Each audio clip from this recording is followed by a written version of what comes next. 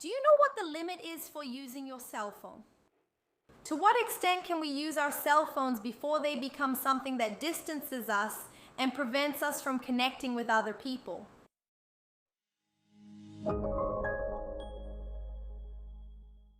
Hi, how are you? Welcome to the Etiquette Protocolo channel. I'm Juliana Santiago, and in today's video we're going to talk more about cell phone etiquette, the etiquette of using your phone. And we're going to talk a little more about how this item, even though it makes things easier and brings us closer to so many people, can often distance us from so many others. The first thing you need to understand about using your phone is that whenever you're with other people, if you want or need to talk, have a conversation on your phone, send a voice message, or even type out a long message on WhatsApp. For a long time, the ideal is that you step away from the group of people where that moment of socializing is happening. For example, if you're at a restaurant table, try to step away a little and go to another area. If you're at someone's house and everyone is gathered in the living room, go to a corner. And then you establish your connection, take care of your matters, make your call in a more private way. This is better for you because you can maintain your privacy. No one will keep asking you what's going on, if everything is okay, and you also won't disturb other people. It's very uncomfortable when we're at a table and someone answers the phone and starts chatting. And then everyone keeps looking at the person, waiting for them to hang up the phone, solve their problem so we can talk about other things, right? No one is going to talk to themselves in front of others. So, whenever you need to take a call, use your phone or send a voice message, go to a corner, do everything privately, and then come back to the social setting where the gathering is happening. Another point about using your phone around other people is that you shouldn't be on your phone when you're in a social moment, when you're interacting with others. It's very uncomfortable. We get together for lunch, for dinner at a restaurant with a group of friends, and the person doesn't get off their phone. This is really bad for you because over time people will start to avoid you. No one will want to invite you out because you'll always be seen as that person who's on their phone the whole time. And people, they want to connect with those who are present in the moment, in person, offline. That doesn't mean you can't post your photo on Instagram or share your stories. You can, of course, but you need to do it and then put your phone away.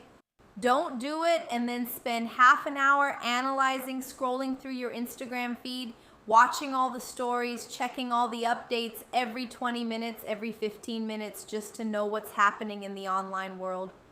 Save checking out what's new on the internet for when you're in a calmer, more private environment. This will be better for you, and you'll even be able to connect with other people there.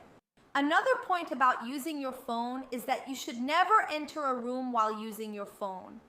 Sometimes, when we're in a situation we're not very used to, or we don't know many people, sometimes we arrive somewhere already using our phone because it gives us the feeling that we're doing something, that we're not lost, that we're not feeling awkward. But if you go to a training or an event, a party, a gathering where you don't know many people, that's a great opportunity for you to connect with others there. It's about meeting other people, talking to other people. And unfortunately, no one is going to approach you right away if they see that you're on your phone.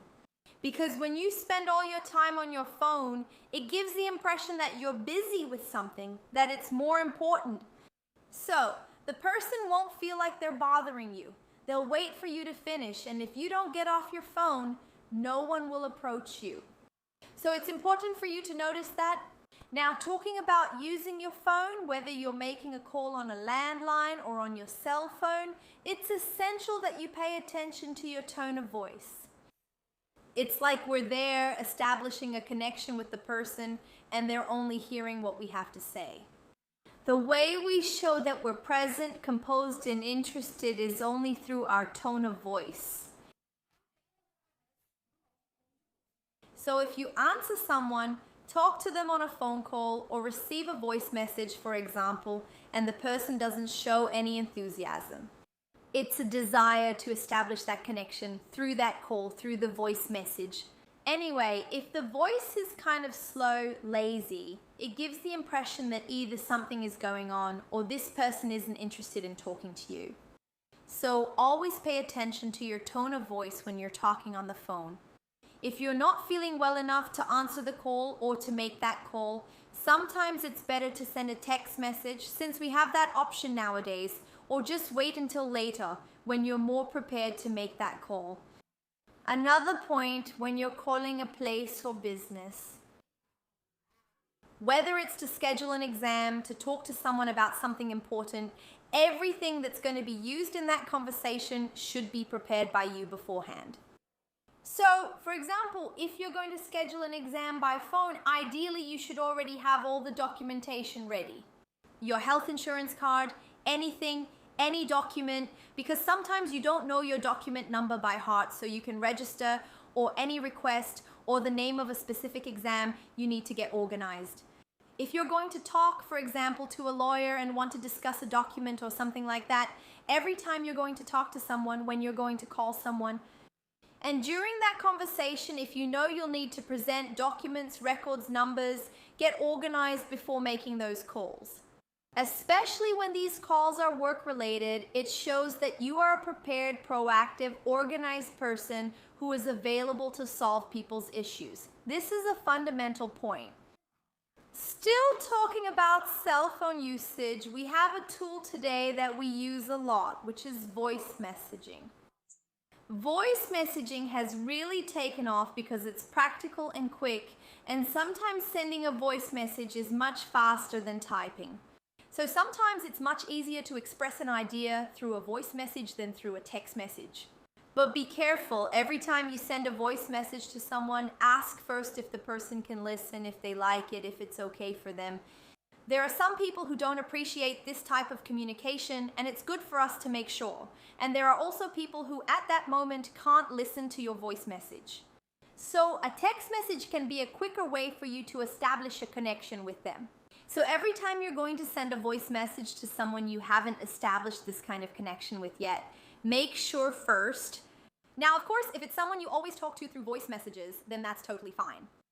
A question that might come up for you while watching this video is, what is the best time to contact someone to make a call or even to send a message on WhatsApp? Ideally, you should stick to business hours, especially when you want to establish a connection with someone you're not very close to or in professional contexts. For social matters, you can keep it between 9 a.m. and 9 p.m., but personally, I suggest that if you're going to call someone you're not very close to, or even send a message, whether it's text or audio, to someone you're not very close to, you should stick to business hours, right? And the point that to me is essential to discuss in this video. About the use of phone calls, you need to notice that many times some conversations might not work very well through phone calls, text messages, and voice messages. So if you want to talk about something more sensitive with someone, or if you're talking to the person on the phone, on your cell phone, and you notice that the conversation isn't going in a positive direction, it's better for you to stop and go meet that person, see them in person, have a meeting, a face-to-face encounter.